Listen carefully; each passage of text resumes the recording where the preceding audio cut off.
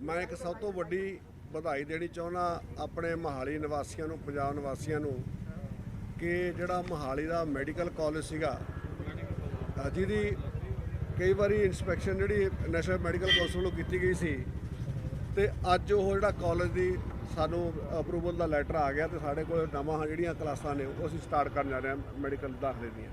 ਇਹ ਸਭ ਤੋਂ ਵੱਡੀ ਪ੍ਰਾਪਤੀ ਮੇਰੀ ਅਚੀਵਮੈਂਟ ਆ ਮੇਰੀ ਲਾਈਫ ਦੀ ਕਿ ਮੈਂ ਮੋਹਾਲੀ 'ਚ ਇੱਕ ਮੈਡੀਕਲ ਕਾਲਜ ਬਣਾਉਣ ਸਫਲ ਹੋਇਆ ਤੇ मैं ਉਹਦੇ ਲਈ ਤੁਹਾਨੂੰ ਸਾਰਿਆਂ ਨੂੰ ਦੱਸਣਾ ਚਾਹੁੰਦਾ ਆ ਹੋ ਗਿਆ। ਦੂਜੀ ਗੱਲ ਇਹ ਹੈਗੀ ਆ ਕਿ ਵੀ ਅੱਜ ਹਾਈ ਕਮਾਂਡ ਵੱਲੋਂ ਸਾਡੀ ਵੱਲੋਂ ਸਾਡੇ ਸ਼੍ਰੀਮਤੀ ਸੋਨੀਆ ਗਾਂਧੀ ਵੱਲੋਂ ਰਾਹੁਲ ਜੀ ਵੱਲੋਂ ਜੋ ਫੈਸਲੇ ਲਏ ਗਏ ਨੇ ਅਸੀਂ ਸਾਰੇ ਉਹਨਾਂ ਨੂੰ ਖਿੜੇ ਮੱਥੇ ਸਵੀਕਾਰ ਕਰਦੇ ਹਾਂ। ਔਰ ਜਿਸ ਦਿਨ ਬਕਾਇਦਾ ਸਾਨੂੰ ਵੋਟ ਪਾਉਣ ਵਾਸਤੇ ਕਿਹਾ ਗਿਆ ਸੀਗਾ ਕਿ ਤੁਸੀਂ किस कैंਡੀਡੇਟ ਨੂੰ पसंद करते हो तो मैं उन्होंने टैलीफोन ते ये गल कही सी कि मेरी वोट सोनिया गांधी की वोट है तो ਉਹਦਾ हुक्म मेरे वास्ते इलाही हुक्म है। तुसी जिन्हों मर्जी कर दो असी उन्होंने सलूट करांगे। और बकायदा उन्होंने चन्नी साहब नूं अपना मुख्यमंत्री तौर पर अपना साड़ा लीडर बनाया, लीडर ऑफ हाउस बनाया। असी उन्होंने सलूट किया, असी एक्सैप्ट किया भी बिल्कुल सानू ये मंजूर आ, असी ये हक च है कि चेंज होंदी रहिंदी है। तो उस तो पहला जो कैप्टन अमरिंदर सिंह नूं उन्होंने लीडर बनाया सी, असी कैप्टन अमरिंदर सिंह नूं सलूट किया। असी उहदे नाल बकायदा 3.25 साल मैं भी वजीर रहा, बाई जी वजीर रहे ने। और लास्ट दम तक जदों तक हरीश रावत जी ने ये बयान दिता सीगा, ये बयान दिता सीगा कि भी साडा लीडर है जिहड़ा वो कैप्टन अमरिंदर सिंह है, उहदी अगवाई च इलैक्शन लड़ियां जाणगीआं। असी उस गल नूं मन के असी उन्हां दे नाल पूरे डटे रहे। पर जिस दिन हाई कमांड ने अपना हत्थ खिंच लिया असी फिर हाई कमांड के हुक्म की वेट करन लगे तो हाई कमांड ने जो सानूं हुक्म किया सी उत्ते फुल चढ़ाए। और दूजी गल मैं ये गल कहूँगा कि मैनूं 22 अप्रैल या 20 अप्रैल 21 अप्रैल 2018 में मैनू वजीर बनाया गया सी ते उदों मैनू 2 डिपार्टमेंट दे गए, एनीमल हसबेंडरी ते लेबर डिपार्टमेंट मेरे को सीगे। लेबर अज तक भी मेरे को रहा है, एनीमल हसबेंडरी मेरे को 1 साल रहा। और जदों मैं वो डिपार्टमेंट संभालिया सी तो उदों उस डिपार्टमेंट दे विच मैं देखा कि मैं किसानी नाल जुड़िया है, आप जमीन नाल जुड़िया है। मैं बहुत एक सिंपल परिवार च उठ के इत्थे पहुँचे। मैं कोई ये नहीं कि मैं बहुत बड़ा जगीरदार सी या मेरा फादर सी। तो उतों मैं मेहनत करके ग्रेजुएशन करके मैं इत्थे चंडीगढ़ आया। तो मैं ये कहूँगा कि मेरे परिवार का फ्रीडम फाइटर मेरा ब्रदर का आर्मी एक्सीडेंट होया, स्पाइन टुटी, मैं वो सेवा करने वास्ते उन्होंने संभालने वास्ते आया सी। उस तो बाद मैं इत्थे अपना कारोबार एस्टैबलिश किया। 1981 की गल है।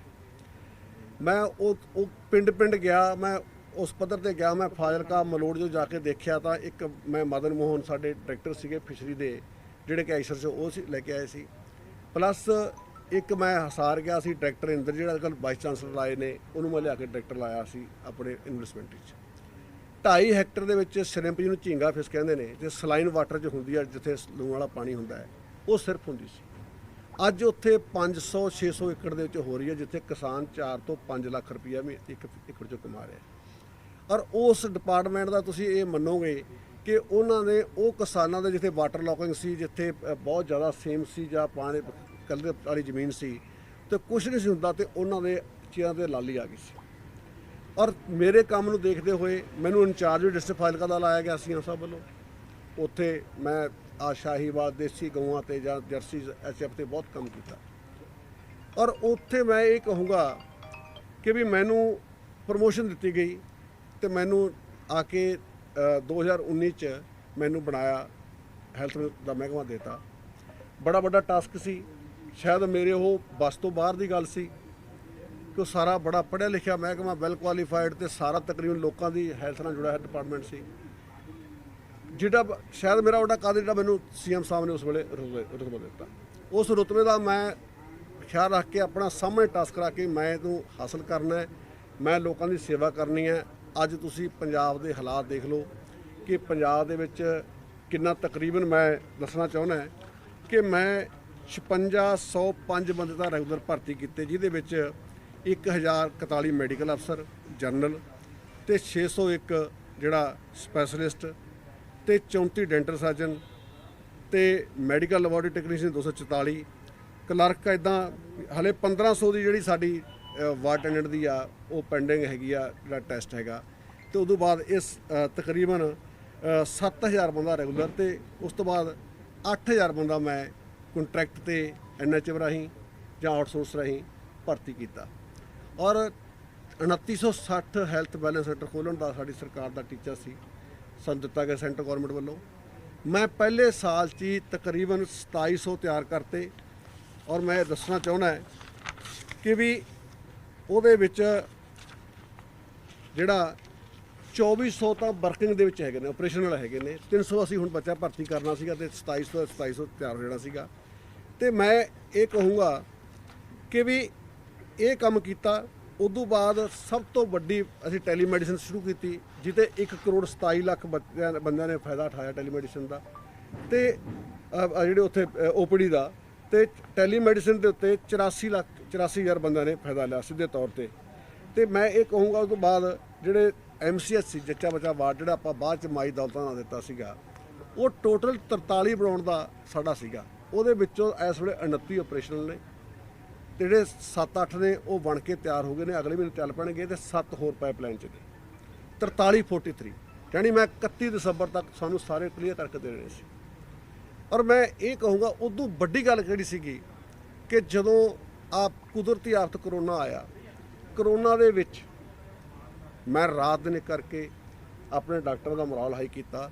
ਜਦੋਂ ਪ੍ਰਾਈਵੇਟ ਹਸਪਤਾਲਾਂ ਨੇ ਆਪਣੇ ਕਲੀਨਿਕਾਂ ਬੰਦ ਕਰ ਲਈਆਂ ਸੀਗੀਆਂ ਔਰ ਸਾਰੇ ਬੰਦੇ ਡਰਦੇ ਸੀ, ਮਾਂ ਪੁੱਤ ਨੂੰ ਪਾਣੀ ਦਾ ਗਲਾਸ ਨਹੀਂ ਸੀ ਫੜਾਉਂਦੀ। ਤੇ ਜਦੋਂ ਕਿਸੇ ਬੰਦੇ ਦੀ ਮੌਤ ਹੁੰਦੀ ਸੀ ਤਾਂ ਘਰ ਦੇ ਉਹਦੀ ਡੈੱਡ ਬੋਡੀ ਨਹੀਂ ਸੀ ਲੈਂਦੇ। ਤੁਸੀਂ ਇਹ ਦੇਖਿਆ ਹੋਣਾ ਕਿ ਕਈ ਜਗ੍ਹਾ ਤੇ ਮੈਂ ਉਹ ਕ੍ਰਿਮੀਸ਼ਨ ਦੇ ਵਿੱਚ ਵੀ ਜਾ ਕੇ ਸ਼ਾਮਲ ਹੋਇਆ। ਮੇਰਾ ਇੱਕ ਇੱਥੇ ਸਤਾਮਰੀ ਪਿੰਡ ਦਾ ਸਰਪੰਚ ਸੀ, ਉਹ ਹਾਲਾਂਕਿ ਚਮਕੌਰ ਸਾਹਿਬ ਦਾ ਪਿੰਡ ਹੈ, ਮੋਹਨ ਸਿੰਘ ਦਾ ਨਾਂ ਸੀ ਵਿਚਾਰੇ ਦਾ। ਉਹ ਸਭ ਤੋਂ ਪਹਿਲੀ ਮੌਤ ਹੋਈ ਸੀ ਰੋਪੜ ਜ਼ਿਲ੍ਹੇ ਦੇ ਵਿੱਚ। ਬੜਾ ਜੰਗ ਸੀਗਾ, 55 ਸਾਲ ਦਾ ਸੀ। ਉਦੋਂ ਬਾਅਦ ਕਈ ਡਾਕਟਰ, ਕਈ ਸਾਡੇ 30 ਦੇ ਤਕਰੀਬ ਆਪਣੇ ਮਹਿਕਮੇ ਦੇ ਬੰਦੇ ਗਵਾਏ। 1 ਕਰੋੜ 43,90,000 ਬੰਦੇ ਦਾ ਅਸੀਂ ਸੈਂਪਲ ਲਏ ਤੇ ਉਹ ਸੈਂਪਲ ਲੈ ਕੇ ਅਸੀਂ ਉਹਦੇ 6 ਲੱਖ ਕੁਛ ਹਜ਼ਾਰ ਬੰਦੇ ਜਿਹੜੇ ਪੋਜ਼ਿਟਿਵ ਸੀ, 5,84,000 ਰਿਕਵਰ ਘਰਾਂ ਤੋਂ ਉਹਦੇ 16,000 ਦੇ ਕਰੀਬ ਮੌਤਾਂ ਹੋਈਆਂ। ਜਦੋਂ ਇਹ ਸਟਾਰਟ ਹੋਇਆ ਉਦੋਂ ਪੰਜਾਬ ਦੇ ਵਿੱਚ ਇੱਕ ਸਿੰਗਲ ਟੈਸਟ ਕਰਨ ਦੀ ਸਾਡੇ ਕੋਲ ਕਪੈਸਿਟੀ ਨਹੀਂ ਸੀ। ਇੱਕ ਵੀ ਸੈਂਪਲ ਦੇ ਪੁਣੇ ਦਾ ਅੱਜ 7 ਲੈਬਾਂ ਹੈਗੀਆਂ ਨੇ। ਅਸੀਂ 50,000 RT-PCR ਔਰ 50,000 ਟਰੂਨਟ ਦੇ ਆਪਣੀ ਜਿਹੜੀ ਆ ਰੈਪਿਡ ਐਂਟੀਜਨ ਦਾ ਟੈਸਟ ਹੈ 1 ਲੱਖ ਪਰ ਡੇ ਅਸੀਂ ਕਰਨ ਸ਼ੁਰੂ ਕਰਤਾ। ਔਰ ਤਕਰੀਬਨ ਤੁਸੀਂ ਹੁਣ ਦੇਖਿਆ ਕਿ ਜਿਹੜੀ ਇਹ ਬਿਮਾਰੀ ਹੈ ਪੂਰੀ ਤਰ੍ਹਾਂ ਅਸੀਂ ਕੰਟਰੋਲ 'ਚ ਲੈ ਆਂਦੀ। ਔਰ ਇਹ ਬਿਮਾਰੀ ਤੇ ਕੰਟਰੋਲ ਕਰਨ 'ਚ ਜਦੋਂ ਦਿੱਲੀ ਦੀ ਸਰਕਾਰ ਬੁਰੀ ਤਰ੍ਹਾਂ ਫੇਲ ਸਾਬਤ ਹੋਈ, ਬਕਾਇਦਾ ਯੂਪੀ ਬਿਹਾਰ 'ਚ ਡੈੱਡ ਬੋਡੀਆਂ ਪਾਣੀ 'ਚ ਦਰਿਆ ਸੁੱਟੀਆਂ ਗਈਆਂ। ਅਸੀਂ ਇੱਕ ਵੀ ਡੈੱਡ ਬੋਡੀ ਰੋਲ ਨਹੀਂ ਦਿੱਤੀ, ਇੱਕ ਵੀ ਬੰਦਾ ਆਕਸੀਜਨ ਤੋਂ ਕਮੀ ਤੋਂ ਬਗੈਰ ਨਹੀਂ ਜਾਣ ਦਿੱਤਾ, ਮੈਡੀਸਨ ਤੋਂ ਜਾਣ ਦਿੱਤਾ, ਬੈੱਡ ਤੋਂ ਖਾਲੀ ਨਹੀਂ। ਈਵਨ 5500 ਬੰਦੇ ਬਾਹਰਲੀਆਂ ਸਟੇਟਾਂ, ਦਿੱਲੀ ਮੈਕਸਿਮਮ ਦਿੱਲੀ ਦੇ, ਹਰਿਆਣੇ ਦੇ, J&K ਹਿਮਾਚਲ ਦੇ ਵੀ ਅਸੀਂ ਟ੍ਰੀਟ ਕੀਤੇ ਪੰਜਾਬ ਦੇ ਵਿੱਚ। ਔਰ ਅਸੀਂ ਜਿਹੜੀ ਡੈੱਡ ਬੋਡੀ ਸੀ, ਸਾਡੇ ਕੋਲ 32 ਕੇਸ ਇਹੋ ਜਿਹੇ ਸੀ ਜਿਹੜੇ ਐਕਸੀਡੈਂਟ ਕੇਸ ਸੀ, ਪਰ ਅਸੀਂ ਉਹਨਾਂ ਟੈਸਟਿੰਗ ਦਾ ਕਰੋਨਾ ਪੋਜ਼ਿਟਿਵ ਸੀ। 3 ਬੰਦੇ ਜਿਹਨਾਂ ਪੋਇਜ਼ਨ ਲਈ ਸੀ ਜਾਂ ਡੀਜ਼ਲ ਪੀਤਾ ਸੀ, ਉਹ ਵੀ ਅਸੀਂ ਡਿਕਲੇਅਰ ਕੀਤੇ। ਪਰ ਅੱਜ ਯੂਪੀ ਬਿਹਾਰ 'ਚ ਅਨਡਿਕਲੇਅਰ ਡੈਥ ਬਹੁਤ ਨੇ, ਜਿਹੜੀਆਂ ਕਿ ਡੈਥ ਸਰਟੀਫਿਕੇਟ ਦੀ ਦਿੱਕਤ ਆ ਰਹੀ। ਪਰ ਮੈਂ ਇਹ ਗੱਲ ਦੱਸੂਗਾ, ਇਸ ਕੰਮ ਦੀ ਪ੍ਰਸ਼ੰਸਾ, ਮੇਰੇ ਕੰਮ ਦੀ ਪ੍ਰਸ਼ੰਸਾ ਹਿੰਦੁਸਤਾਨ ਦੇ ਪ੍ਰਧਾਨ ਮੰਤਰੀ ਨੇ ਵੀ ਕੀਤੀ ਕਿ ਸਭ ਤੋਂ ਬਿਹਤਰ ਮਾਡਲ ਹੈ ਜੇ ਤਾਂ ਉਹ ਪੰਜਾਬ ਨੇ ਅਡਾਪਟ ਕੀਤਾ ਕਿ ਅੱਜ ਪੰਜਾਬ ਨੇ ਇਹਦੇ ਫਤਿਹ ਪਾਈ ਹੈ। ਔਰ ਦੂਜੀ ਗੱਲ, ਨੀਨਾ ਟਾਂਗੜੀ ਜਿਹੜੀ ਨੇ ਕੈਨੇਡਾ ਦੀ ਪਾਰਲੀਮੈਂਟ ਵਿੱਚ ਬਾਈ ਨੇ ਮੇਰਾ ਨਾਂ ਲੈ ਕੇ ਪ੍ਰੇਜ ਕੀਤੀ ਕਿ ਇੱਕ ਸਭ ਮੈਂ ਉੱਥੇ ਆਪ ਦੇਖਿਆ ਕਿ ਉੱਥੋਂ ਦਾ ਹੈਲਥ ਮਿਨਿਸਟਰ ਕਿੰਨਾ ਕੰਮ ਕਰਦਾ। ਮੈਂ ਕੱਲੇ ਪਿੰਡ, ਕੱਲੇ ਘਰ, ਕੱਲੇ ਹਸਪੀਟਲ ਮੈਂ ਜਾ ਕੇ ਜਾਂਦਾ ਰਿਹਾ। ਲੇਕਿਨ ਮੈਂ ਰਾਤ ਦਿਨ ਕਰਕੇ ਮੈਂ ਜਿਸ ਦਿਨ ਇੱਕ ਦਿਨ ਰਾਹੁਲ ਗਾਂਧੀ ਦੀ ਆਪਣੀ ਰੈਲੀ ਸੀ ਸੰਗਰੂਰ ਦੇ ਵਿੱਚ, ਮੈਨੂੰ ਇੰਚਾਰਜ ਲਾਇਆ ਗਿਆ। ਜਦੋਂ ਰਾਹੁਲ ਗਾਂਧੀ ਕਿਸਾਨਾਂ ਵੇਲੇ ਆਏ ਸੀ ਤਾਂ ਮੈਂ 2 ਦਿਨ ਉੱਥੇ ਜਾ ਕੇ ਰਿਹਾ। ਮੈਂ ਉਸ ਤੋਂ ਬਾਅਦ ਧੂਰੀ ਹਸਪੀਟਲ 'ਚ ਤੇ ਉਸ ਤੋਂ ਬਾਅਦ ਸੰਗਰੂਰ ਹਸਪੀਟਲ ਮੈਂ ਚਲਾ ਗਿਆ। ਸ਼ਾਮ ਤੱਕ ਮੈਨੂੰ ਥੋੜ੍ਹੇ ਸਿੰਪਟਮ ਆਉਣੇ ਸ਼ੁਰੂ ਹੋ ਗਏ ਸੀ। ਮੈਂ ਆਪਣੀ ਮਦਰ ਨੂੰ ਮਿਲਣ ਚਲਾ ਗਿਆ। ਮਦਰ ਮੇਰੀ ਬੈੱਡ ਰੀਡਰ ਹੈਗੀ ਆ, ਉਹਨੇ ਮੈਨੂੰ ਜੱਫੀ ਪਾ ਲਈ। ਪਰ ਮੈਂ ਉੱਥੋਂ ਆ ਕੇ ਮੈਂ ਵੀ ਪੋਜ਼ਿਟਿਵ, ਉਸ ਤੋਂ ਬਾਅਦ ਮੇਰੀ ਮਦਰ ਵੀ ਪੋਜ਼ਿਟਿਵ ਹੋ ਗਈ ਜਿਹੜੀ ਕਿ 90 ਸਾਲ ਦੀ ਉਮਰ ਸੀ। ਤੇ ਮੈਂ ਇੱਥੋਂ ਆ ਕੇ ਜਦੋਂ ਦੂਏ ਦਿਨ ਮੈਂ ਹਸਪੀਟਲ ਦੇ ਵਿੱਚ 30 ਦਿਨ ਮੈਂ ਦਾਖਲ ਹੋਇਆ ਤਾਂ 8 ਦਿਨ ਮੈਂ ਵੀ ਹਸਪਤਾਲ ਦਾਖਲ ਰਿਹਾ। ਮੇਰਾ ਬੇਟਾ ਵੀ ਪੋਜ਼ਿਟਿਵ ਹੋਇਆ, ਮੇਰੀ ਡਾਕਟਰ ਲਾ ਵੀ ਪੋਜ਼ਿਟਿਵ ਹੋਈ, ਮੇਰਾ ਪੂਰਾ ਪਰਿਵਾਰ ਕੋਲ, ਮੇਰਾ ਬ੍ਰਦਰ ਵੀ ਪਿੰਡ ਪੋਜ਼ਿਟਿਵ ਹੋਇਆ, ਮੇਰੀ ਭਤੀਜੀ ਵੀ ਹੋਈ, ਤੇ ਮੈਂ ਇਹ ਕਹੂੰ ਮੇਰੀ ਭਰਜਾਈ ਵੀ ਹੋਈ, ਤੇ ਮੈਂ ਇਹ ਕਹੂੰਗਾ ਵੀ ਸਾਡੇ ਪੂਰੇ ਪਰਿਵਾਰ ਮੈਨੇ ਆਪਦੀ ਜਾਨ ਦੀ ਪਰਵਾਹ ਨਾ ਕਰਦੇ ਹੋਏ ਇਸ ਕੰਮ ਕੀਤਾ। ਪਰ ਮੈਂ ਅੱਜ ਇੱਕੋ ਗੱਲ ਪੁੱਛਣੀ ਚਾਹੁੰਦਾ, ਮੈਨੂੰ ਜਿਹੜੇ ਸਾਡੇ ਅੱਜ ਭਰਾ ਮੰਤਰੀ ਬਣ ਰਹੇ ਨੇ, ਮੈਂ ਉਹਨਾਂ ਸਾਰਿਆਂ ਨੂੰ ਵਧਾਈ ਦੇਣੀ ਚਾਹੁੰਦਾ। ਉਹ ਸਾਰੇ ਵਧਾਈ ਦੇ ਪਾਤਰ ਨੇ, ਕਿਉਂ ਹਰ ਬੰਦਾ ਜਦੋਂ MLA ਬਣਦਾ ਉਹਦਾ ਇੱਕ ਟਾਸਕ ਹੁੰਦਾ ਹੈ ਕਿ ਜੀ ਮੈਂ ਮੰਤਰੀ ਬਣਾ, ਤੇ ਉਹਦੇ ਇਲਾਕੇ ਦੇ ਲੋਕਾਂ ਦੀ ਵੀ ਇਹੀ ਆਸ ਹੁੰਦੀ ਸਾਡਾ ਬੰਦਾ ਮੰਤਰੀ ਬਣੇ ਤਾਂ ਕੰਮ ਕਰੂਗਾ, ਤੇ ਉਹ ਜਿਹੜੀ ਚੀਜ਼ ਹੁੰਦੀ ਆ ਅਸੀਂ ਉਹਨਾਂ ਨੂੰ ਵਧਾਈ ਦਿੰਦੇ ਹਾਂ, ਤੇ ਸਾਨੂੰ ਉਹਨਾਂ ਨਾਲ ਕੋਈ ਇਤਰਾਜ਼ ਨਹੀਂ। ਸਾਨੂੰ CM ਸਾਹਿਬ ਚੰਨੀ ਸਾਹਿਬ ਨਾਲ ਕੋਈ ਇਤਰਾਜ਼ ਨਹੀਂ। ਮੈਂ ਸਿਰਫ ਆਪਣੀ ਹਾਈ ਕਮਾਂਡ ਮਾਂ ਵਰਗਾ ਰੋਲ ਪਲੇ ਕਰਦੀ ਹੈ, ਇਹ ਪੁੱਛਣਾ ਚਾਹੁੰਦੇ ਹਾਂ ਵੀ ਮੇਰਾ ਕੀ ਕਸੂਰ ਸੀ ਕਿ ਜਿਹੜਾ ਮੈਨੂੰ ਇਸ ਮਿਨਿਸਟਰੀ ਤੋਂ ਬਾਹਰ ਕੀਤਾ ਗਿਆ। ਆ ਮੇਰਾ ਕੁਐਸਚਨ ਹੈ, ਜੇ ਕੋਈ ਹੈ ਜਿਹੜਾ ਕਿਉਂ ਹੈ ਤਾਂ ਉਹ ਮੈਨੂੰ ਦੱਸ ਦਿੱਤਾ ਜਾਵੇ। Thank you. ਕੀ ਲੱਗਦਾ ਤੁਹਾਨੂੰ ਇਹਦੇ ਕੋਈ ਸਾਜ਼ਿਸ਼ ਹੈ, ਪੰਜਾਬ ਵੱਲੋਂ ਕੋਈ ਗਲਤ ਰਿਪੋਰਟ ਗਈ ਹੈ ਜਾਂ ਕੋਈ ਤੁਹਾਡੇ ਬੰਦੇ ਦੀ? ਕਿਉਂਕਿ ਤੁਹਾਨੂੰ ਇਹੀ ਤੁਹਾਡੇ ਰਹੀ ਹਾਈ ਕਮਾਂਡ ਨੂੰ ਪੁੱਛਣਾ ਚਾਹੁੰਦਾ, ਮੇਰਾ ਕਸੂਰ ਕੀ ਸੀ? ਜੇ ਕੋਈ ਮੇਰਾ ਕਸੂਰ ਆ ਤਾਂ ਮੈਨੂੰ ਪੁੱਛ ਲੈਣ, ਮੈਂ ਤਾਂ ਜਵਾਬ ਦੇਵਾਂਗਾ। ਸਿੱਧੂ ਸਾਹਿਬ ਇੱਕ ਆਮ ਚਲਦੀ ਹੈਗੀ ਕਿਉਂਕਿ ਜਿੰਨੀ ਪਰਫਾਰਮੈਂਸ ਰਹੀ ਵਧੀਆ ਰਹੀ ਆ ਕੇ, ਔਰ ਕੇਵਲ ਤੁਸੀਂ ਉਹਨਾਂ ਮੰਤਰੀਆਂ ਚੋਂ ਸੀਗੇ ਜਿਨ੍ਹਾਂ ਦੇ ਉੱਪਰ ਕਿੰਤੂ ਪਰੰਤੂ ਕਰਨਾ ਬੜਾ ਮੁਸ਼ਕਲ ਸੀ ਆ ਕੇ, ਲੇਕਿਨ ਉਹਨਾਂ ਦੇ ਵਿੱਚ ਸੀਗਾ ਤੁਸੀਂ ਨਾ ਤਾਂ ਕਦੀ ਸਿੱਧੂ ਦੇ ਖਿਲਾਫ ਬਿਆਨ ਦਿੱਤਾ, ਨਾ ਤੁਸੀਂ ਓਪਨ ਕੁਝ ਵੀ ਕਿਸੇ ਪ੍ਰਕਾਰ ਦਾ। ਮੈਂ ਤਾਂ ਜੀ ਸੋਨੀਆ ਗਾਂਧੀ ਦਾ ਸਿਪਾਹੀ ਹਾਂ। ਨਿਊਟਰਲ ਰਹਿਣ ਦੇ ਬਾਵਜੂਦ ਸਿੱਧੂ ਸਾਹਿਬ ਇਹ ਤਾਂ ਕਿਉਂ ਹੋ ਗਿਆ? ਬਾਜਵਾ ਸਾਹਿਬ, ਮੈਂ ਸੋਨੀਆ ਗਾਂਧੀ ਦਾ ਸਿਪਾਹੀ ਹਾਂ, ਮੈਂ ਆਪਣੇ ਵੱਲੋਂ ਕੁਝ ਨਹੀਂ ਕਹਿਣਾ। ਮੈਂ ਕਾਂਗਰਸ ਪਾਰਟੀ ਦਾ ਸਿਪਾਹੀ ਹਾਂ, ਮੇਰੀ 3rd ਜਨਰੇਸ਼ਨ ਇਸ ਪਾਰਟੀ ਦੇ ਵਿੱਚ ਹੋ ਗਈ, ਪਹਿਲੀ ਨਹੀਂ ਹੈ, 3rd ਹੈ। ਮੇਰੇ ਮਾਮਾ ਦੇ ਕਾਲੇ ਪਾਣੀ ਜਲ ਕੱਟੀ,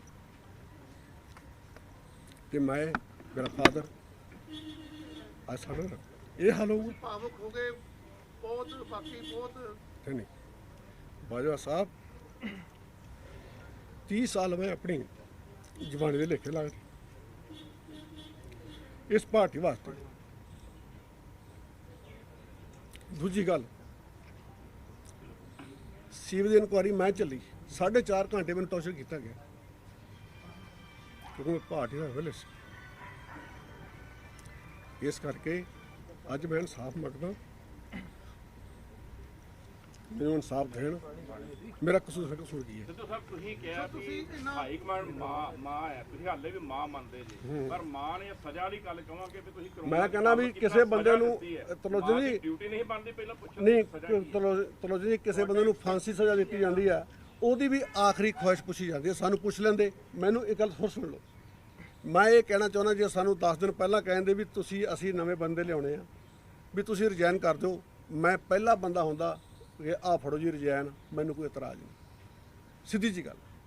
ਮੈਂ ਆਪਣਾ ਬਿਨਾਂ ਬੇਝਿਜਕ ਹੋ ਕੇ, ਜਿਹੜੀ ਅੱਜ ਮੇਰੇ ਇਲਾਕੇ ਦੇ ਲੋਕਾਂ ਦੀ ਨਿਰਾਸ਼ਾ ਹੈਗੀ ਆ, ਮੈਨੂੰ ਉਹਦਾ ਦੁੱਖ ਹੈ। ਮੈਨੂੰ ਆਪਣੀ ਮਿਨਿਸਟਰੀ ਦਾ ਭੋਰਾ ਮਲਾਲ ਨਹੀਂ, ਮੈਨੂੰ ਭੋਰਾ ਦੁੱਖ ਨਹੀਂ। ਔਰ ਮੈਂ ਬਿਲਕੁਲ ਇਹ ਗੱਲ ਕਹਿਣੀ ਚਾਹੁੰਦਾ ਕਿ ਮੈਨੂੰ ਇੱਕ ਇਸ ਤਰ੍ਹਾਂ ਵੀ ਮੈਂ ਪਾਵਰ ਦਾ ਭੁੱਖਾ ਨਹੀਂ ਹਾਂ। ਜਦੋਂ ਮੈਂ ਪਾਵਰ 'ਚ ਨਹੀਂ ਵੀ ਸੀਗਾ, ਹੁਣ ਮਿਨਿਸਟਰ ਬਣਿਆ, ਮੈਂ ਪਿਛਲੇ 28 ਸਾਲ ਤੋਂ ਸੇਵਾ ਕਰਦਾ ਆ ਰਿਹਾ। ਮੇਰੇ ਇਲਾਕੇ ਦੇ ਪ੍ਰਾਇਮਰੀ ਸਕੂਲ ਦੇ ਬੱਚਿਆਂ ਨੂੰ ਜਾ ਕੇ ਪੁੱਛ ਲਓ ਬਲਬੀਰ ਸਿੰਘ ਸਿੱਧੂ ਕੌਣ, ਦਾ ਕਹਿਣਗੇ ਆ ਫਲਾਣਾ ਬੰਦਾ। ਕਿਉਂ? ਉਹਨਾਂ ਨੂੰ ਪਤਾ ਸੀ ਵੀ ਜੇ ਸਾਨੂੰ ਜਰਸੀਆਂ ਮਿਲਣੀਆਂ ਨੇ ਸਿਆਲ ਦੇ ਵਿੱਚ, ਜਾਂ ਸ਼ੂਜ਼ ਮਿਲਣੇ ਨੇ, ਜਾਂ ਵਰਦੀ ਮਿਲਣੀ ਹੈ ਤਾਂ ਬਲਬੀਰ ਸਿੱਧੂ ਨੂੰ ਦੇਣੀ ਆ। ਜੇ ਕਿਤਾਬਾਂ ਬਲਬੀਰ ਸਿੱਧੂ ਨੂੰ ਦੇਣੀਆਂ ਨੇ। ਜੇ ਕਿਸੇ ਪਿੰਡ ਦੇ ਵਿੱਚ ਕੋਈ ਸਕੂਲ ਦਾ ਕਮਰਾ ਟੈਂਦਾ ਸੀ, ਜਾਂ ਕੋਈ ਅੱਜ ਵੀ ਕੋਈ ਗਰੀਬ ਬੰਦਾ ਕੋਈ ਕਹਿੰਦਾ ਸੀ 2 ਵਿਡੋ ਸੀਗੀਆਂ ਪਿੰਡ ਕਹਿਲੋਂ ਦੀਆਂ, ਕੋਈ ਘਰ 'ਚ ਕਮਾਉਣ ਵਾਲਾ ਨਹੀਂ ਸੀ। ਮੈਂ ਘਰੇ ਗਿਆ ਤਾਂ ਘਰ ਡਿੱਗਿਆ ਪਿਆ ਸੀ, ਤੇ ਮੈਨੂੰ ਕਹਿੰਦੇ ਦੇਖੋ ਸਾਡਾ ਕੀ ਹਾਲ ਹੈ। ਮੈਂ ਆਪਣੇ ਬਿਸਤਰੀ ਭੇਜੇ, ਵਿਚਾਰਾ ਮਜ਼ਦੂਰ ਸਿੱਖ ਪਰਿਵਾਰ ਸੀ, 2 ਕਮਰੇ, ਰਸੋਈ, ਬਾਥਰੂਮ, ਈਵਨ ਕਨੈਕਸ਼ਨ ਪਾਣੀ ਦਾ ਲਾ ਕੇ, ਮੋਟਰ ਲਾ ਕੇ ਦੇ ਕੇ ਆਇਆ, ਵੀ ਟਾਇਲਟ ਬਣਾ ਕੇ ਦੇ ਕੇ ਆਇਆ। ਵੀ ਨਹੀਂ ਯਾਰ, ਜੇ ਇਹ ਵਿਚਾਰੀਆਂ ਨਿਹੱਥੀਆਂ ਨੇ, ਮਾਂ ਨਹੀਂ ਹੈ, ਤੇ ਨੂੰ ਵਿਡੋ ਹੋ ਗਈ, ਤੇ ਘਰੇ ਕੋਈ ਕਮਾਈ ਦਾ ਸਾਧਨ ਨਹੀਂ, ਅਸੀਂ ਉਹਨਾਂ ਦੀ ਮਦਦ ਵੀ ਕੀਤੀ। ਸਿੱਧੂ ਸਾਹਿਬ, 17 ਮੰਤਰੀਆਂ ਦੇ ਵਿੱਚੋਂ ਤੁਹਾਡੀ ਅੱਜ ਤੱਕ ਵੀ ਜਿਹੜੀ ਹੈ ਬਿਲਕੁਲ ਪਰਫਾਰਮੈਂਸ ਦੇਸ਼ ਲੈਵਲ ਕੀ ਮੈਨੂੰ ਇਸੇ ਗੱਲ ਦੀ ਸਜ਼ਾ ਮਿਲੀ ਹੈ? ਮੈਂ ਤਾਂ ਆਹ ਗੱਲ ਪੁੱਛਣੀ ਚਾਹੁੰਦਾ। ਅਕਾਲੀ ਦਲ, ਆਮ ਆਦਮੀ ਪਾਰਟੀ ਦੋਨੇ ਇਲਜ਼ਾਮ ਲਗਾਉਂਦੇ ਨੇ, ਬੜਾ ਅਕਾਲੀ ਦਲ ਨੇ ਮੁੱਦਾ ਚੱਕਿਆ ਵੈਕਸੀਨ ਸਕੈਮ ਦਾ, ਇਸ ਤੋਂ ਇਲਾਵਾ ਜੋ ਗੋਲੀਆਂ ਵਾਲੀ ਗੱਲ ਉਸ ਨੂੰ ਚੱਕਿਆ ਗਿਆ, ਇਸ ਤੋਂ ਇਲਾਵਾ ਜੋ ਗਊਸ਼ਾਲਾ ਦਾ ਰੌਲਾ ਪਿਆ ਉਸ ਨੂੰ ਚੱਕਿਆ ਗਿਆ। ਮੈਂ ਤੁਹਾਨੂੰ ਹੁਣ ਤੁਸੀਂ ਗੱਲ ਸੁਣੋ ਮੇਰੀ ਗੱਲ। ਫਸਟ ਡੇ ਬਾਈ ਜੀ ਬੈਠੇ ਕੈਬਨਿਟ ਦੇ ਮੈਂਬਰ ਸੀ, ਜਦੋਂ ਕੋਵਿਡ ਦੀ ਪਹਿਲੀ ਮੀਟਿੰਗ ਹੁੰਦੀ ਆ ਕੈਬਨਿਟ ਦੀ, ਉਸ ਮੀਟਿੰਗ ਦੇ ਵਿੱਚ ਬਕਾਇਦਾ ਸੀਐਮ ਸਾਹਿਬ ਵੱਲੋਂ ਇੱਕ ਕਮੇਟੀ ਕੰਸਟੀਟਿਊਟ ਕੀਤੀ ਗਈ, ਜਿਹੜੀ ਪ੍ਰੋਕਿਉਰਮੈਂਟ ਕਮੇਟੀ ਸੀਗੀ, ਜਿਹੜਾ ਡਿਜ਼ਾਸਟਰ ਸਟੇਟ ਰਿਲੀਫ ਫੰਡ ਹੁੰਦਾ ਹੈ, ਉਹ 'ਚੋਂ ਪੈਸਾ ਖਰਚ ਕਰਨ ਵਾਸਤੇ। ਉਹ ਬਿੰਨੀ ਮਹਾਜਨ ਜੋ ਪ੍ਰਿੰਸੀਪਲ ਇੰਡਸਟਰੀ ਸੀ, ਉਹਨਾਂ ਨੂੰ ਚੇਅਰਮੈਨ ਲਾਇਆ ਗਿਆ ਉਸਦਾ। ਮੇਰੇ ਡਿਪਾਰਟਮੈਂਟ ਨਾਲ ਉਸ ਗੱਲ ਦਾ ਕੋਈ ਲਿੰਕ ਨਹੀਂ ਸੀ। ਪਰਚੇਜਿੰਗ ਸਾਰੀ ਮੈਡਮ ਬਿਨੀ ਮਹਾਜਨ ਦੇ ਥੱਲੇ ਹੋਈ। ਉਸ ਤੋਂ ਬਾਅਦ ਬਕਾਇਦਾ ਫਿਰ ਜਿਹੜੀ ਵੈਕਸੀਨ ਦਾ ਫੈਸਲਾ ਸੀਗਾ ਸੇਲ ਕਰਨਾ ਜਾਂ ਪਰਚੇਜ ਕਰਨਾ, ਮੈਨੂੰ ਨਹੀਂ ਪਤਾ ਕੀ ਮਨਸਾ ਸੀ, ਉਹਨਾਂ ਨੇ ਇਹ ਵਿਕਾਸ ਗਰਗ ਤੇ ਬਿਨੀ ਮਹਾਜਨ ਦਾ ਫੈਸਲਾ ਸੀ। ਜਦੋਂ ਮੈਨੂੰ ਪਤਾ ਲੱਗਿਆ, ਮੈਂ 10 ਮਿੰਟਾਂ ਨੂੰ ਰੋਲ ਬੈਕ ਕਰਾਇਆ, ਬਕਾਇਦਾ ਨੋਟਿਸ ਦਿੱਤਾ, ਇਹ ਤੁਸੀਂ ਬਗੈਰ ਸਰਕਾਰ ਦੀ ਕੰਸੈਂਟ ਤੋਂ ਕਿਵੇਂ ਕੀਤਾ ਇਹ। ਹਾਲਾਂਕਿ ਉਹਨਾਂ ਨੇ ਕੋਈ ਮੈਨੂੰ ਪਤਾ ਨਹੀਂ ਮਨਸ਼ਾ ਕੀ ਸੀ, ਕਿਉਂਕਿ ਉਹ ਪ੍ਰਾਈਵੇਟ ਹਸਪਤਾਲ ਪੈਸੇ ਦਾ ਸਰਕਾਰੀ ਖਾਤੇ 'ਚ ਜਾਣੇ ਸੀ, ਪਰ ਮੈਂ ਰੋਲ ਬੈਕ ਕਰਾਇਆ। ਉਦੋਂ ਬਾਅਦ ਤੁਸੀਂ ਗੱਲ ਆ ਜਾਓ, ਫਿਰ ਉਹਨਾਂ ਨੇ ਫਤਿਹ ਕਿੱਟ ਦੀ ਗੱਲ ਕੀਤੀ। ਫਤਿਹ ਕਿੱਟ ਨਾ ਮੈਂ ਲਈ ਨਾ ਮੈਂ ਖਰੀਦੀ, ਇਹ ਸਾਰਾ ਮਸਲਾ ਬਿਨੀ ਮਹਾਜਨ ਦੇ ਰੇਟ ਥੱਲੇ ਸੀਗਾ। ਇਹ ਸਾਰਾ ਫੈਸਲਾ ਉਹਨਾਂ ਨੇ ਕਰਨਾ ਸੀ, ਕਿਤੋਂ ਲਈ ਕੀ ਲਿਆ, ਕੀ ਰੇਟ ਦਿੱਤੀ, ਮੈਨੂੰ ਨਹੀਂ ਇਸ ਗੱਲ ਦਾ ਕੋਈ ਲਿੰਕ, ਨਾ ਮੇਰੇ ਕੋਲ ਕੋਈ ਫਾਈਲ ਆਉਂਦੀ ਸੀ। ਅਫਸਰ ਗਲਤ ਫੈਸਲੇ ਚੱਲਦੇ। ਮੈਂ ਇਹ ਕਹੂੰਗਾ ਵੀ ਅੱਜ ਇਸ ਗੱਲ ਨੂੰ ਮੈਂ ਤੁਹਾਡੇ ਸਾਹਮਣੇ ਕਹਿਣਾ ਚਾਹੁੰਦਾ ਵੀ ਜਿਹੜੀ ਉਹ ਚੇਅਰਮੈਨ ਸੀ ਉਸ ਵੇਲੇ ਡਾਕਟਰ ਤਲਵਾਰ ਤੇ ਬਿਨੀ ਮਹਾਜਨ ਦੋਨੇ ਸੀਗੇ, ਤੇ ਇਹਨਾਂ ਨੂੰ ਉਹਨਾਂ ਨੂੰ ਅਫਸਰਾਂ ਨੂੰ ਪੁੱਛਿਆ ਜਾਵੇ ਜਿਹੜੇ ਅਫਸਰਾਂ ਨੇ ਇੱਕ ਪਰਚੇਜ ਕੀਤੀ, ਕਿਉਂਕਿ ਮੇਰਾ ਉਹ ਸਿੱਧੇ ਤੌਰ ਤੇ ਸੀਐਮ ਸਾਹਿਬ ਨੂੰ ਜੋ ਕੋਵਿਡ ਦੀ ਮੀਟਿੰਗ ਰਿਵਿਊ ਮੀਟਿੰਗ ਹੁੰਦੀ ਸੀ, ਉਹ ਜਵਾਬਦੇਹੀ ਉਹਨਾਂ ਨਾਲ ਹੁੰਦੀ ਸੀ। ਪਰ ਸਿੱਧੂ ਸਾਹਿਬ ਕੀ ਲੱਗਦਾ ਕਿ ਕੈਪਟਨ ਸਾਹਿਬ ਦੇ ਨਜ਼ਦੀਕ ਹੋਣ ਦੇ ਕਰਕੇ ਤੁਹਾਨੂੰ ਇਹ ਦੇਖੋ ਜੀ, ਮੈਨੂੰ ਨਹੀਂ ਪਤਾ, ਮੈਂ ਤਾਂ ਆਹੀ ਗੱਲ ਮੈਂ ਤੁਹਾਨੂੰ ਤੁਹਾਡੇ ਰਾਹੀਂ ਆਹੀ ਸਵਾਲ ਪਹੁੰਚਾਉਣਾ ਚਾਹੁੰਦਾ ਵੀ ਹਾਈ ਕਮਾਂਡ ਨੂੰ ਮੇਰੀ ਗੱਲ ਦਾ ਇਨਸਾਫ ਦਿੱਤਾ ਜਾਵੇ। ਮੈਨੂੰ ਇਹ ਨਹੀਂ ਗੱਲ, ਮੈਂ ਕਹਿੰਦਾ ਮਿਨਿਸਟਰੀ 100 ਵਾਰੀ ਵਾਰ ਦੂੰਗਾ ਮੈਂ, ਪਰ ਲੇਕਿਨ ਮੈਨੂੰ ਇਹ ਜਲੀਲ ਕਰਕੇ ਸਾਨੂੰ ਕੱਢਣ ਦੀ ਜ਼ਰੂਰਤ ਨਹੀਂ ਸੀ। ਸਾਨੂੰ ਇਹ ਕਹਿੰਦੇ ਤੁਸੀਂ ਰਿਜ਼ਾਈਨ ਕਰੋ, ਰਿਜ਼ਾਈਨ ਕਰ ਦਿੰਦੇ ਵੀ ਸਾਡਾ ਕਸੂਰ ਕੀ ਹੈ। ਬਸ ਬਕਾਇਦਾ ਮੈਂ ਲੈਟਰ ਜੀ ਉਹਨਾਂ ਨੂੰ ਪਾਇਆ, ਪਰ ਲੈਟਰ ਤੁਹਾਨੂੰ ਨਹੀਂ ਦਿਆਂਗਾ, ਮੈਂ ਹਾਈ ਕਮਾਂਡ ਲੈਟਰ क्या कुछ कंटेंट है लेटर का? वो ਕਿ ਲੈਟਰ ਮੈਂ ਜੇ ਜੋ ਮੈਂ ਆਪਣਾ ਮੇਰੇ ਜੋ ਤੁਹਾਨੂੰ ਮੈਂ ਕਿਹਾ ਇਹੀ ਮੈਂ ਲੈਟਰ गांधी जी को लिखा है मैं सोनिया जी को भी लिखा है, राहुल को भी लिखा, प्रियंका को भी लिखा, जेड़ा वेणु गोपाल जी है उनको भी लिखा है। है जी पंजाब कांग्रेस नहीं पीसी प्रेसिडेंट ਦਾ ਕੋਈ ਰੋਲ ਨਹੀਂ ਨਾ, ਜਿਹੜਾ ਇਹ ਪ੍ਰੈਰੋਗੇਟਿਵ ਹੈਗਾ ਸਾਡੀ ਹਾਈ ਕਮਾਂਡ ਦਾ ਹੈਗਾ। ਕੋਈ ਰਿਪਲਾਈ ਆਇਆ ਇਹ ਚਿੱਠੀ? ਨਹੀਂ ਹਲੇ ਤਾਂ ਮੈਂ ਕੱਲ ਲਿਖੀ ਹੈ ਜੀ, ਹਲੇ ਮੈਨੂੰ ਕੱਲ ਪਤਾ ਕੱਲ ਲਿਖੀ ਹੈ ਮੈਂ। ਕਾਂਗਰਸ ਸਾਹਿਬ ਤੁਹਾਡਾ ਵੀ ਕੋਈ ਦਰਦ ਹੈ ਸਿੱਧੂ ਸਾਹਿਬ ਨੇ ਦਰਦ ਤੁਸੀਂ ਹੁਣ ਕਾਂਗਰਸ ਸਾਹਿਬ ਦੀ ਗੱਲ ਸੁਣ ਲਓ, ਮੇਰਾ ਆਪਣਾ ਫੈਸਲਾ ਕਾਂਗੜ ਸਾਹਿਬ ਦੇਖੋ, ਤੁਸੀਂ ਜਿਹੜੀ ਉਹ ਦੋ ਤਿੰਨ ਗੱਲਾਂ ਆਉਂਦੀਆਂ ਸੀ ਆ ਕੇ, ਇੱਕ ਤੁਹਾਡੇ ਜਵਾਈ ਦਾ ਜਿਵੇਂ ਅਪਾਇੰਟਮੈਂਟ ਨੂੰ ਲੈ ਕੇ, ਔਰ ਇੱਕ ਕਾਰਜ ਨੂੰ ਲੈ ਕੇ, ਹਾਲਾਂਕਿ ਉਹਨਾਂ ਕੋਲ ਠੋਸ ਕੋਈ ਚੀਜ਼ ਨਹੀਂ ਸੀ ਆ ਕੇ, ਕਿਉਂਕਿ ਉਹ ਲੇਕਿਨ ਉਹਦੇ ਬਾਵਜੂਦ ਤੁਹਾਨੂੰ ਨਜ਼ਰਅੰਦਾਜ਼ ਕੀਤਾ ਗਿਆ ਕਿ ਇਹ ਆਮ ਜਿਹੜੀ ਚਰਚਾ ਦਾ ਵਿਸ਼ਾ ਬਣਿਆ। प्लीज़ एक मिनट, सब तो पहला मैं सारे जिन्ने साडे भैन भरा प्रेस वाले आए है उन्हों का बहुत बहुत धन्यवाद करता। प्रेस साडा इंसाफ का चौथा थंम है। मैं तो सिद्धू साहब ने फैसला किया बैठा ने भी हुण एक प्रेस है जिहदे जरिए असी आप दा जो भी दर्द है वो प्रेस के सामने दिता जाए, ਤਾਂ ਜੋ ਇਹ ਪ੍ਰੈਸ ਰਾਹੀਂ ਕਿਸੇ ਦੇ ਭੈਣ ਭਰਾਵਾਂ ਦੇ ਕੰਨਾਂ 'ਚ ਵੀ ਜਾਵੇ, ਹਾਈ ਕਮਾਂਡ ਵੀ ਵੇਖੇ। ਇਸ ਕਰਕੇ ਅਸੀਂ ਤੁਹਾਡਾ ਸਹਾਰਾ ਲੈ ਕੇ ਅਸੀਂ ਅੱਜ ਇਹ ਪ੍ਰੈਸ ਕਾਨਫਰੰਸ ਕੀਤੀ ਹੈ। ਦੇਖੋ ਪਾਰਟੀ ਨੇ ਸਾਨੂੰ ਬਹੁਤ ਮਾਨਤਾਨ ਦਿੱਤਾ ਹੈ, ਗੁਰੂ ਮਹਾਰਾਜ ਦੀ ਕਿਰਪਾ ਨਾਲ ਐਮਐਲਏ ਬਣੇ, ਤਿੰਨ ਚਾਰ ਵਾਰੀ ਵਜ਼ੀਰ ਬਣੇ। ਬੜੀ ਗੁਰੂ ਮਹਾਰਾਜ ਨੇ ਦੇਖੋ ਪੈਸੇ ਦੀ ਇਹ 'ਚ ਕੋਈ ਗੱਲ ਨਹੀਂ ਹੁੰਦੀ, ਇੱਜ਼ਤ ਮਾਨ ਸਭ ਤੋਂ ਵੱਡਾ ਗੱਲ ਹੁੰਦੀ ਹੈ। ਸਭ ਤੋਂ ਪਹਿਲਾਂ ਮੈਨੂੰ ਕੈਪਟਨ ਸਾਹਿਬ ਨੇ ਬਿਜਲੀ ਬੋਰਡ ਦਾ ਡਿਪਾਰਟਮੈਂਟ ਦਿੱਤਾ। ਤੁਸੀਂ ਯਕੀਨ ਮੰਨੋ ਵੀ ਜਿਹੜੀਆਂ 25 30 ਸਾਲ ਦੀਆਂ ਫਾਈਲਾਂ ਦੇ ਰੁਲੀਆਂ ਪਈਆਂ ਸੀ, ਜਿਹੜੇ ਕਰਮਚਾਰੀ ਸਾਡੇ ਮਰ ਚੁੱਕੇ ਸੀ, ਉਹਨਾਂ ਬੱਚਿਆਂ ਨੂੰ ਕਿਸੇ ਨੇ ਨੌਕਰੀ ਨਹੀਂ ਦਿੱਤੀ। ਮੈਂ ਸਾਰੇ ਅਫਸਰ ਦੂਜੇ ਚੌਥੇ ਦਿਨ ਮੀਟਿੰਗ ਕੀਤੀ ਮੋਹਾਲੀ ਗੈਸਟ ਹਾਊਸ, ਉਹਨਾਂ ਨੂੰ ਹੁਕਮ ਦਿੱਤਾ, ਕਿਉਂ ਜਿਹੜਾ ਮਾਂ-ਬਾਪ ਜਿਹੜਾ ਡਿਊਟੀ ਕਰਦਾ ਚਲਿਆ ਜਾਵੇ, ਤੇ ਬਿਜਲੀ ਬੋਰਡ ਮਹਿਕਮਾ ਵੀ ਇਹ ਜਾਏ ਕਰੰਟ ਨੂੰ ਹੱਥ ਕੋਈ ਨਹੀਂ ਲਾਉਂਦਾ ਭਰਾਵੋ, ਮੌਤ ਆਏ। ਤੇ ਉਹਨਾਂ ਦੇ ਬੱਚੇ ਭਟਕਦੇ ਫਿਰਦੇ ਹੋਣ 30 ਸਾਲਾਂ ਤੋਂ, ਉਹਨਾਂ ਦੀ ਓਵਰਏਜ ਵੀ ਹੋ ਚੱਲੀ ਹੋਵੇ। ਉਹਨਾਂ ਨੇ ਮੈਂ ਬਣਦੇ ਸਰ ਮੇਰੇ ਕੋਲ ਦਹਾਈ ਪਾਈ, ਬਠਿੰਡੇ ਖੜ ਕੇ ਮੈਨੂੰ ਮਿਲੇ, ਘੱਟੋ ਘੱਟ 100-150 ਬੰਦਾ। ਮੈਂ ਉਹਨਾਂ ਨੂੰ ਕਿਹਾ ਮੈਂ 2 ਦਿਨ ਹੋਇਆ ਮੈਨੂੰ ਡਿਪਾਰਟਮੈਂਟ ਸਾਂਭੇ ਨੂੰ, ਮੈਂ ਜਲਦੀ ਇਹਦੇ ਵਾਸਤੇ ਕੋਈ ਫੈਸਲਾ ਕਰਾਂਗਾ। ਆਉਣ ਸਾਰ ਅਫਸਰਾਂ ਨਾਲ ਮੀਟਿੰਗ ਕਰਕੇ ਸਾਰੀਆਂ 30 ਸਾਲਾਂ ਦੀਆਂ ਰੱਦੀ ਤੋਂ ਵਿੱਚੋਂ ਫਾਈਲਾਂ ਕਢਵਾ ਕੇ ਸੰਬੰਧਿਤ ਉਸ ਸਬ ਡਿਵੀਜ਼ਨ ਦੇ ਜਿੱਥੇ ਕੋਈ ਐਸਡੀਓ ਉਸ ਇਲਾਕੇ ਨੂੰ ਲੱਗਦਾ ਸੀ, ਐਕਸ਼ਨ ਤੋਂ ਰਿਪੋਰਟਾਂ ਮੰਗੀਆਂ। ਵਿਦਨ ਮੇਰੇ ਖਿਆਲ ਦੇ ਵਿੱਚ 20 ਕੇ 22 ਦਿਨਾਂ ਦੇ ਵਿੱਚ ਘੱਟੋ ਘੱਟ 42 ਕੇ 4300 ਬੱਚਿਆਂ ਨੂੰ ਮੈਂ ਆਪਦੇ ਹੱਥੀਂ ਉਹਨਾਂ ਨੂੰ ਨੌਕਰੀਆਂ ਦਿੱਤੀਆਂ। ਤੇ ਜਦੋਂ ਉਹ ਇੱਥੇ ਸਾਡੇ ਮੋਹਾਲੀ ਗੈਸਟ ਹਾਊਸ ਦੇ ਵਿੱਚ 3 ਕੇ 4 ਵਾਰੀ ਫੰਕਸ਼ਨ ਹੋਇਆ, ਉਹ ਜਦੋਂ ਮੇਰੇ ਕੋਲੋਂ ਲੈਟਰ ਫੜ ਕੇ ਆਉਂਦੀਆਂ ਬੱਚੇ ਆਉਂਦੇ ਸੀ ਤੇ ਉਹਨਾਂ ਦਾ ਨਾਲ ਜੇ ਬਾਪ ਦੀ ਡੈਥ ਹੁੰਦੀ ਸੀ ਮਾਂ ਨਾਲ ਸੀ, ਉਹ ਰੋਂਦੇ ਆਉਂਦੇ ਸੀ ਤੇ ਰੋਂਦੇ ਰੋਂਦੇ ਮੇਰੇ ਗਲ ਨੂੰ ਵੀ ਚੁੰਬੜੇ ਵੀ ਤੁਸੀਂ ਪਤਾ ਨਹੀਂ ਕਿੱਥੋਂ ਸਾਡੇ ਵਾਸਤੇ ਆ ਗਏ, ਵੀ ਅਸੀਂ ਤਾਂ ਇਹ ਝਾਕ ਮੁਕਾ ਚੁੱਕੇ ਸੀ। ਮੈਂ ਬਿਲਕੁਲ ਇਨਸਾਫ ਦੇ ਨਾਲ ਜਿੰਨੇ ਵੀ ਬੱਚੇ ਸੀ ਕੋਸ਼ਿਸ਼ ਕੀਤੀ ਵੀ ਮੈਂ ਇਹਨਾਂ ਨੂੰ ਨੌਕਰੀਆਂ ਦਿੱਤੀਆਂ ਜਾਣ। ਉਸ ਤੋਂ ਬਾਅਦ ਪ੍ਰਮੋਸ਼ਨਾਂ ਦੀ ਗੱਲ, ਜੋ ਕਿਉਂ ਬਹੁਤਾ ਕੰਮ ਜਿਹੜਾ ਬਿਜਲੀ ਦੇ ਬੋਰਡ ਦਾ ਹੁੰਦਾ ਸੰਬੰਧਿਤ ਚੇਅਰਮੈਨ ਕੋਲੇ ਹੁੰਦਾ, ਪਾਲਿਸੀ ਦੇ ਵਿੱਚ ਮਿਨਿਸਟਰ ਕੋਲੇ ਹੁੰਦੀ ਹੈ। ਜਿਹੜਾ ਕੰਮ ਆਮ ਰੂਟੀਨ ਦੇ ਵਿੱਚ ਆਲੇ ਨਾਲ ਚੇਅਰਮੈਨ ਸਾਹਿਬ ਕੋਲੇ ਹੁੰਦਾ। ਬਦਲੀਆਂ ਸੀ ਉਹ ਚੇਅਰਮੈਨ ਸਾਹਿਬ ਕੋਲੇ ਸੀ, ਮੇਰੇ ਕੋਲ ਤਾਂ ਇੱਕ ਪੀਐਨ ਦੀ ਬਦਲੀ ਕਰਨ ਦੀ ਵੀ ਔਕਾਤ ਨਹੀਂ ਸੀ ਮੇਰੇ ਕੋਲੇ। ਉਸ ਤੋਂ ਬਾਅਦ ਜਦੋਂ ਸਾਰੀ ਗੱਲਬਾਤ ਮੇਰਾ ਫੇਰ ਲਾਈਟ ਦੀ ਗੱਲ ਸੀ, ਮੇਰਾ 24 ਘੰਟੇ ਮੋਬਾਈਲ ਚੱਲਦਾ ਸੀ। ਮੇਰੇ ਯਾਦ ਹੈ ਗੁਰਦਾਸਪੁਰ ਬੰਨਿਓ ਜੋ ਪੈੜੀ ਦੇ ਸੀਜ਼ਨ 'ਚ ਗਰਮੀ ਦੇ ਵਿੱਚ ਰਾਤਾਂ ਨੂੰ ਮੈਨੂੰ ਫੋਨ ਆ ਜਾਣਾ। ਆਮ ਪੰਜਾਬ 'ਚ ਗੱਲ ਘੁੰਮ ਗਈ ਸੀ, ਮੈਂ ਆਪਦਾ ਟੈਲੀਫੋਨ ਆਨਲਾਈਨ ਕਰ ਦਿੱਤਾ ਸੀ ਵੀ ਜਿਹਨੂੰ ਕਿਤੇ ਬਿਜਲੀ ਬੰਦ ਹੁੰਦੀ ਹੈ ਮੇਰੇ ਨਾਲ ਸੰਪਰਕ ਕਰੋ ਤੇ ਮੈਂ ਤੁਹਾਡੀ ਰਾਤੇ ਰਾਤ ਬਿਜਲੀ 2 ਮਿੰਟ 'ਚ ਐਕਸ਼ਨ ਕਰਾ ਕੇ ਮੈਂ ਬਿਜਲੀ ਤੁਹਾਡੀ ਲਾਈਟ ਕਰਦੀ ਚਲਾਉਂਗਾ। ਬੜੇ ਨੇਕਾਂ ਮੈਂ ਕਿਹਦਾ ਨਾਂ ਲਵਾਂ ਪੰਜਾਬ ਦੇ ਤਮਾਮ। ਜਦੋਂ ਬੰਦ ਹੋ ਜਾਣੀ ਬਿਜਲੀ ਫਿਰ ਤਾਂ ਲੋਕ ਇੰਨਾ ਮਤਲਬ ਈਜ਼ੀ ਮਹਿਸੂਸ ਕਰਨ ਲੱਗੇ ਸੀ ਵੀ ਜੇ ਮਾੜਾ ਮੋਟਾ ਵੀ ਨੁਕਸ ਹੈ ਵੀ ਮੰਤਰੀ ਨੂੰ ਫੋਨ ਕਰ ਦਿਓ ਰਾਤ ਨੂੰ 1 ਵਜੇ 2 ਵਜੇ 4 ਵਜੇ। ਮੇਰੇ ਯਾਦ ਹੈ ਇੱਕ ਦਿਨ 12:30 ਕੇ ਪੌਣੇ 1 ਵਜੇ ਗੁਰਦਾਸਪੁਰ ਸ਼ਹਿਰ ਦੇ ਵਿੱਚ ਇੱਕ ਮਹੱਲਾ ਸੀ, ਉੱਥੇ ਲਾਈਟ ਚਲੀ ਗਈ। ਮੈਨੂੰ ਫੋਨ ਲੇਡੀਜ਼ ਦਾ ਆਏ, ਬੱਚੇ ਬਹੁਤ ਤੜਫੀ ਜਾਂਦੇ ਆ, ਮੰਤਰੀ ਜੀ ਸਾਡਾ ਬੁਰਾ ਹਾਲ ਹੈ। ਮੈਂ ਹੱਸ ਕੇ ਕਿਹਾ ਵੀ ਇੱਥੇ ਤੁਸੀਂ ਲੋਕਲ ਆਪਣੇ ਐਮਐਲਏ ਮੰਤਰੀ ਬੈਠੇ ਨੇ, ਉਹਨਾਂ ਨਾਲ ਗੱਲ ਕਰ ਲਓ। ਕਹਿੰਦੇ ਤੁਸੀਂ ਫੋਨ ਚੱਕਿਆ ਹੈ, ਸਾਨੂੰ ਉਮੀਦ ਆ ਤੁਸੀਂ ਫੋਨ। ਮੈਂ ਚੀਫ ਅੰਮ੍ਰਿਤਸਰ ਨੂੰ ਉਠਾਇਆ ਰਾਤ ਨੂੰ 1:15 ਵਜੇ। ਪਹਿਲੀ ਗੱਲ ਤਾਂ ਤੂੰ ਆਪ ਜਾ, ਨਹੀਂ ਉੱਥੋਂ ਦੇ ਐਸਸੀਆਂ ਨੂੰ ਤੂੰ ਐਕਸੀਆਂ ਨੂੰ ਹਰਕਤ 'ਚ ਲੈ ਕੇ ਆ। ਮੈਨੂੰ ਇਹਦੀ ਲਾਈਟ ਦਾ ਪ੍ਰਬੰਧ ਅੱਧੇ ਘੰਟੇ 'ਚ ਚਾਹੀਦਾ, ਕੀ ਫਾਲਟ ਹੈ? ਜੇ ਨਹੀਂ ਤਾਂ ਇੰਨੀ ਕਿ ਮੈਨ ਪਾਵਰ ਲੈ ਕੇ ਜਾਓ। ਉਹ ਗਰੀਬ ਜਿਹੜੀ ਬਸਤੀ ਸੀ, ਉਹ ਗਰੀਬ ਪਰਿਵਾਰਾਂ ਦੀ ਬਸਤੀ ਸੀ, ਉਹਨਾਂ ਦੇ ਬੱਚੇ ਸਾਡੇ ਬੱਚੇ ਸੀ ਵੀ ਉਹਨਾਂ ਨੂੰ ਮੁਹੱਈਆ ਕੀਤੀ ਜਾਵੇ ਲਾਈਟ ਤਾਂ ਜੋ ਤੰਗ ਪਰੇਸ਼ਾਨ ਹੈ। ਉਹਦਾ ਮਹਿਕਮਾ ਮੇਰੇ ਕੋਲ ਸਾਲ ਸਵਾ ਸਾਲ ਰਿਹਾ। ਉਸ ਤੋਂ ਬਾਅਦ ਅਸੀਂ ਚੰਗਾ ਕੰਮ ਕਰਨ ਦੇ ਬਾਵਜੂਦ ਸਾਨੂੰ ਪ੍ਰਮੋਸ਼ਨ ਹੋਈ। ਪ੍ਰਮੋਸ਼ਨ ਦੇ ਵਿੱਚ ਮੈਨੂੰ ਰੈਵਨਿਊ ਡਿਪਾਰਟਮੈਂਟ ਦਿੱਤਾ ਗਿਆ। ਸਾਨੂੰ ਸਾਰਿਆਂ ਨੂੰ ਪਤਾ ਰੈਵਨਿਊ ਡਿਪਾਰਟਮੈਂਟ ਵਿੱਚ ਸਭ ਤੋਂ ਪਹਿਲਾਂ ਮੈਂ ਜਿਹੜਾ ਵੀ ਰਿਕਾਰਡ ਸੀ ਸਾਡਾ ਰੈਵਨਿਊ ਦਾ, ਜਿੱਥੇ ਖੱਜਲ ਖਰਾਬੀਆਂ ਹੁੰਦੀਆਂ ਸੀ, ਅਸੀਂ ਟੋਟਲ ਆਨਲਾਈਨ ਕੀਤਾ।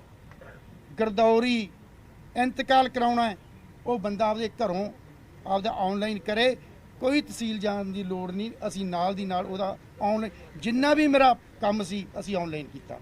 ਵੱਡੀ ਅਚੀਵਮੈਂਟ ਜਿਹੜੀ ਮੈਂ ਤੁਹਾਨੂੰ ਦੱਸਣੀ ਚਾਹੁੰਦਾ, ਜਿਹੜੇ ਹਰੇਕ ਸਰਕਾਰਾਂ ਆਉਂਦੀਆਂ ਸੀ ਉਹਨਾਂ ਦੀਆਂ ਲੱਤਾਂ ਕੰਬ ਜਾਂਦੀਆਂ ਸੀ ਵੀ ਇਹ ਫੈਸਲਾ ਹੁੰਦਾ ਨਹੀਂ ਸੀ। ਪ੍ਰਕਾਸ਼ ਸਿੰਘ ਬਾਦਲ ਵਰਗੇ ਘਾਗ ਮੁੱਖ ਮੰਤਰੀ ਰਹੇ ਨੇ ਵੀ ਜਿਹੜੀ ਪੰਜਾਬ ਦੀ ਸ਼ਾਮਲਾਟ ਜਗ੍ਹਾ ਜਿੱਥੇ ਗਰੀਬਾਂ ਦੇ ਕਬਜ਼ੇ ਵੀ ਕੀਤੇ ਹੋਏ ਆ ਤੇ ਉਹ ਮਕਾਨ ਵੀ ਪਾਈ ਬੈਠੇ ਆ। ਉਹ ਕਬਜ਼ਾ ਉਹਨਾਂ ਦਾ ਬੜਾ ਪੁਸ਼ਤ ਦਰ ਪੁਸ਼ਤ ਪੀੜ੍ਹੀ ਦਰ ਪੀੜ੍ਹੀ ਹੈ, ਪਰ ਉਹ ਵੇਚ ਨਹੀਂ ਸਕਦੇ, ਨਾ ਉਹਨਾਂ ਤੋਂ ਲੋਨ ਲੈ ਸਕਦੇ ਆ। ਮੈਂ ਸੀਐਮ ਸਾਹਿਬ ਨਾਲ ਗੱਲ ਕੀਤੀ ਵੀ ਇਹ ਫਾਈਲ ਬਹੁਤ ਵੱਡੀ ਗੱਲ ਹੈ, ਇਹ ਆਈ ਸਰਕਾਰ ਕਹਿ ਦਿੰਦੀ ਹੈ, ਇਹ ਆਪਾਂ ਇੱਕ ਫੈਸਲਾ ਕਰੀਏ ਜਿਹੜੇ ਪੇਂਡੂ ਹੈ, ਜਿਹੜੇ ਲਾਲ ਲਕੀਰ ਦੇ ਅੰਦਰ ਗਰੀਬ ਪਰਿਵਾਰ ਜਨਤਾ ਰਹਿੰਦੀ ਹੈ, ਘਰ ਬਣਾਈ ਬੈਠੇ ਆ, ਆਪਾਂ ਇਹਨਾਂ ਨੂੰ ਮਾਲਕੀ ਦੇ ਹੁਕਮ ਦਈਏ। ਇਵਨ ਸਿਟੀ 'ਚ ਵੀ ਹੋ ਗਿਆ, ਇਹ ਸਿਟੀ ਦੇ ਵਿੱਚ ਵੀ ਮੈਂ ਕਰਵਾਇਆ, ਸਲਾਮ ਏਰੀਏ 'ਚ। ਐਨ ਸਲਾਮ ਏਰੀਏ 'ਚ। ਅੱਜ ਤੱਕ ਕੋਈ ਇਦੋਂ ਪਹਿਲਾਂ ਰੈਵਨਿਊ ਮਿਨਿਸਟਰ ਬੜੇ ਵੱਡੇ ਤੋਂ ਵੱਡੇ ਸਾਤੋਂ ਵੱਧ ਅਕਲ ਵਾਲੇ ਵੀ ਰਹੇ ਹੈ, ਬੜੇ ਪਾਵਰਫੁਲ ਵੀ ਮਿਨਿਸਟਰ ਰਹੇ ਹੈ, ਕਿਸੇ ਨੇ ਇਹ ਕਲਮ ਨਹੀਂ ਚੱਕੀ ਗਰੀਬ ਵਾਸਤੇ ਵੀ ਅਸੀਂ ਉਹਨਾਂ ਨੂੰ ਹੱਕ ਦਵਾਈਏ। ਆਹ ਤੁਹਾਡੇ ਮੈਂ ਕੋਲੇ ਬੈਠਾ, ਪੰਜਾਬ ਦੇ ਕੋਨੇ-ਕੋਨੇ 'ਚ ਜਾ ਕੇ ਜਿਹੜਾ ਬੰਦਾ ਲਾਲ ਲਕੀਰ ਦੇ ਅੰਦਰ ਸੀ ਉਹ ਅਸੀਂ ਹੁਣ ਡਰੋਨ ਮੰਗਾਏ ਹੋਏ ਆ। ਗੁਰਦਾਸਪੁਰ ਕੰਪਲੀਟ ਹੋ ਗਿਆ, ਬਠਿੰਡਾ ਸ਼ੁਰੂ ਹੋ ਗਿਆ। ਜਿਹੜੇ ਬੰਦੇ ਕੋਈ 2 ਕਨਾਲਾਂ 'ਚ ਬੈਠਾ ਹੈ, 4 ਕਨਾਲਾਂ 'ਚ ਬੈਠਾ ਹੈ, 5 ਮਰਲਿਆਂ 'ਚ ਬੈਠਾ ਹੈ, ਉਹਨੂੰ ਮਾਲਕ ਦੇ ਅਸੀਂ ਸਰਟੀਫਿਕੇਟ ਦੇਣੇ ਆ। ਉਹ ਮਾਲਕ ਜਿਹੜਾ ਉਹਦਾ ਜੱਦੀ ਹੋ ਜੂ, ਨੰਬਰਾਂ 'ਚ ਚੜੂ, ਉਹਦੇ ਤੇ ਲੋਨ ਲੈ ਸਕੂ। ਉਹ ਕੋਈ ਵੀ ਕੰਮ ਜੇ ਵੇਚਣਾ ਹੋ, ਜੇ ਕੋਈ ਕੌਡੀਆਂ ਦੇ ਭਾਅ ਨਹੀਂ ਲੈਂਦਾ, ਉਹਦੀ ਪ੍ਰਾਪਰਟੀ ਕਿੰਨਾ ਲੱਖਾਂ ਦੇ ਵਿੱਚ ਅੱਗੇ ਵਧੀ। ਇਹ ਮੈਂ ਆਪ ਦਸਤ ਕਰਕੇ ਸੀਐਮ ਸਾਹਿਬ ਤੋਂ ਅਪਰੂਵਲ ਲੈ ਕੇ, ਇਹ ਬਹੁਤ ਵੱਡਾ ਇਹ ਕੰਮ ਸੀ ਜਿਹੜਾ 50 ਸਾਲਾਂ ਤੋਂ ਕਿਸੇ ਮਿਨਿਸਟਰ ਤੋਂ ਨਹੀਂ ਸੀ ਹੋਇਆ। ਦੂਜੀ ਗੱਲ, ਕੁਦਰਤੀ ਆਫਤਾਂ ਦੇ ਵਿੱਚ ਜਿਹੜੀਆਂ ਡਿਜ਼ਾਸਟਰ ਮੈਨੇਜਮੈਂਟ ਦੇ ਵਿੱਚ ਜਿਹੜੇ ਲੋਕ ਪਰਿਵਾਰ ਮਾਲੀ ਮਦਦ ਵਾਸਤੇ ਪ੍ਰਭਾਵਿਤ ਹੋਏ ਸੀ 400 ਕਰੋੜ ਮੈਂ ਆਪ ਰਿਲੀਜ਼ ਕੀਤੇ। ਸਿੱਧੂ ਸਾਹਿਬ ਬੈਠੇ ਨੇ, ਬੜੀ ਕੁਦਰਤ ਦੀ ਭਿਆਨਕ ਬਿਮਾਰੀ ਕਰੋਨਾ